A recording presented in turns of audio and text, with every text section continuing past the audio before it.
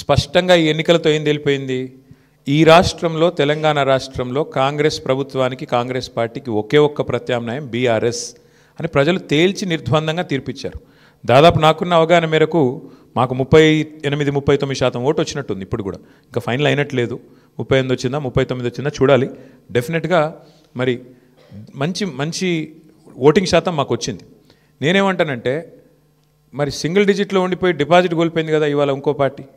ఇప్పుడు మేము ఓటమి పాలయ్యి ఇంత గట్టి పోటీనిచ్చి అధికార పార్టీ ఇన్ని రకాల ప్రలోభాలు పెట్టినా, ఇన్ని రకాలుగా ఒత్తిళ్లు తెచ్చినా, ఎన్ని రకాల కార్యక్రమాలు చేసినా గట్టిగా నిలదొక్కుని బ్రహ్మాండమైన పోటీనిచ్చాం. అట్లాగే మీరు చూస్తే ఉప ఎన్నికల్లో గతంలో ప్రతి ఉప ఎన్నిక మేము ప్రభుత్వంలో ఉన్నప్పుడు దాదాపుగా మేమే గెలిచాం, ఒకటో రెండో మినహాయిస్తే. కాబట్టి ఇవన్నీ కూడా జరిగే వ్యవహారాలు. దీన్ని అంత ఇది చేయాల్సిన అవసరం లేదు. పార్లమెంట్ తర్వాత సమీక్ష చేసుకున్నాం. పార్లమెంట్ తర్వాత ఒక్కొక్క నియోజకవర్గం సమీక్ష చేసినాం ఏం జరిగింది అని.